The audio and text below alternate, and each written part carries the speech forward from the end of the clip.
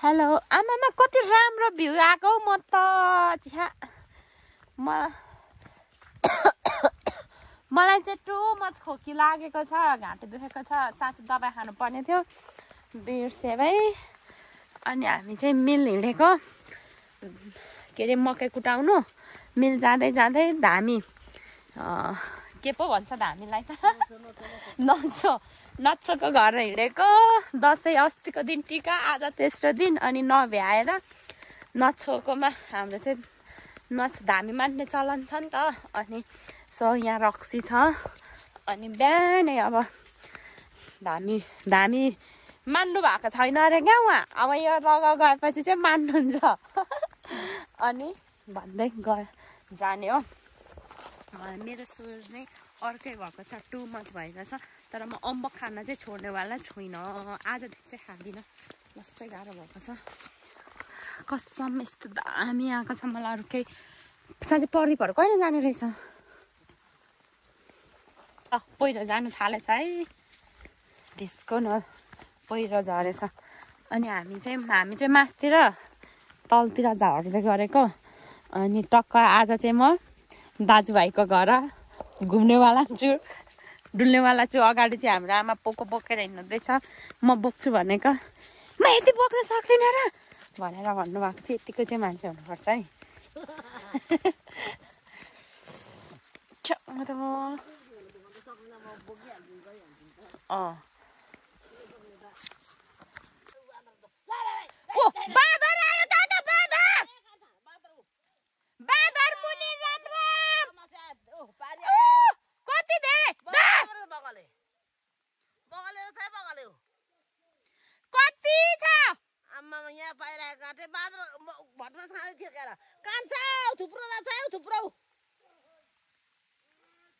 छिटो झर्नु न तर तर्सिएको बाँदर चाहिँ हामीले देख्ने तर्सेको कुरो यहाँ माथि भट्ट खान आएको त तेजीमा लाने बिहानै है खेद्नु कान्छ खेद्नु त्यतै छ पानी पर्यो खै मिरा काका झर्नु भएन त त्यतै छ बाँदर झर्नु कान्छाको भैँसाइलाको भट्ट खान आइपुग्यो यहाँनिर बा खेतको त्यहाँ बसेर कराउनुहुन्छ मिरा काका आहा यहाँ पाइदियो धन्ना कराएर धन्ना कराइछ म कराएको पनि फाइदै भयो यहाँ त अहिले हामी यहाँ चाउचाउ लिन पस्नेछौँ चाउचाउ लैजाउँ ल खोइ 18 गते जाने भन्दै थियो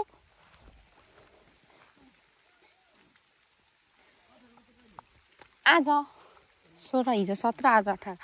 18 तिर हिँडौँ ल भन्दै थियो मलाई अस्ति नै अनि मैले आमा यति छिटो भनिरहेको थिएँ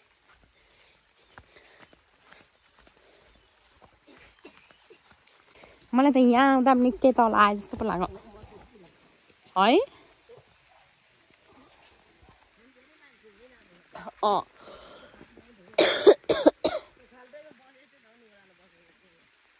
मनिताहरूको सम्म आइन्जेल ठिक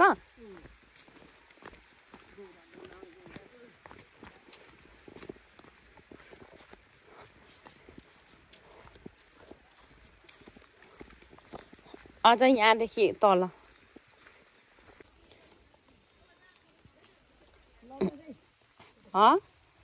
मलाई यति चाहिँ झुरुप्प लाग्छ क्या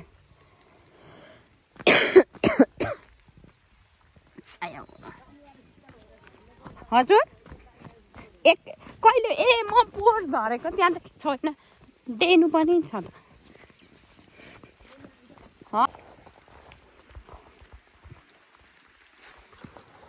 यता त सबै अर्कै पो भइसकेको रहेछ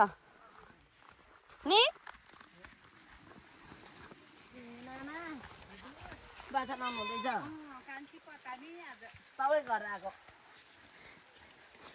यो चाहिँ कसको फेरि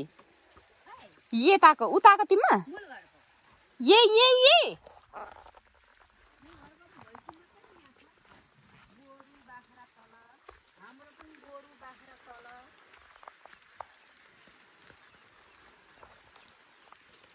दिलीप यहाँ थियो होइन अघि यही बसेको भाउजू यही बसेको ए अहिले बिहान आएको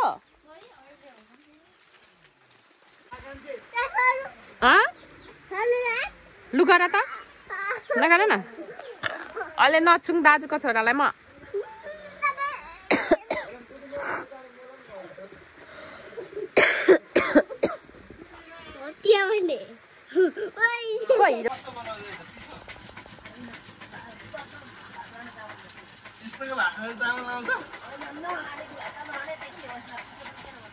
भैँसीलाई खोले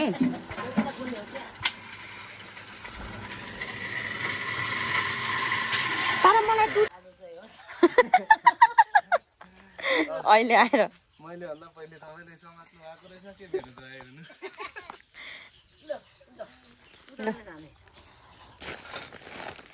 यो चामल भात खानु भन अस्ति दिदी साग पकाएको त हाम्रो खान्छ भुल्नु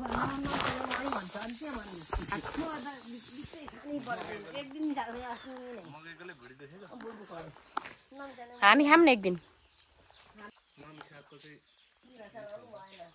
लुगाको है दाजु धेरै पछि आइयो यता तिमीमा हुँदा आएको त भाइ बिसाउनु न भारी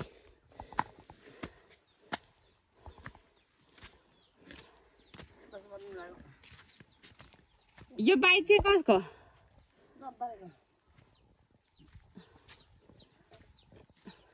सुत्रमा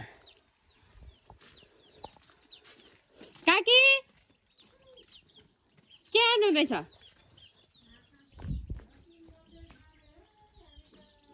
हामी दसैँ बिदा गर्नु आउँदैछौँ यहाँ भात खानु हुँदो रहेछ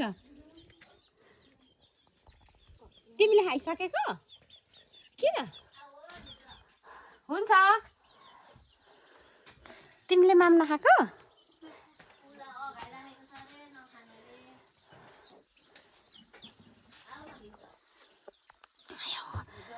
भित्र त आएन बाहिर बाहिरै बाहिरिने मन त हामी हिँडेको थोडा बेर भयो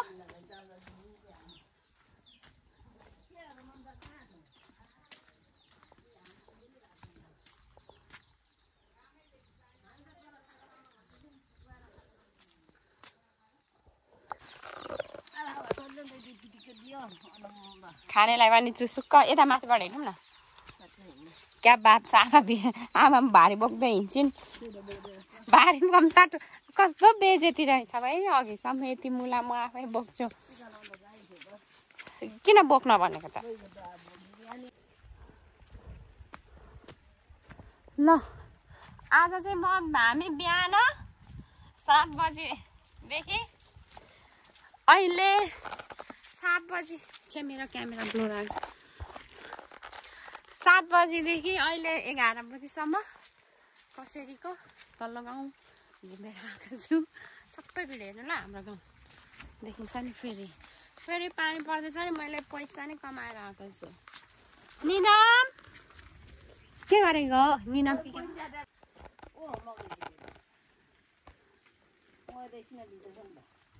बस्नु ल भीमजी काका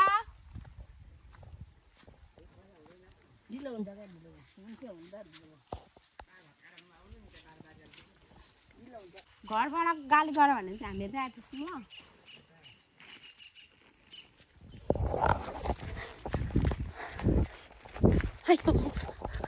आमाको पछि हिँड्नु मजा हुन्छ यहाँमा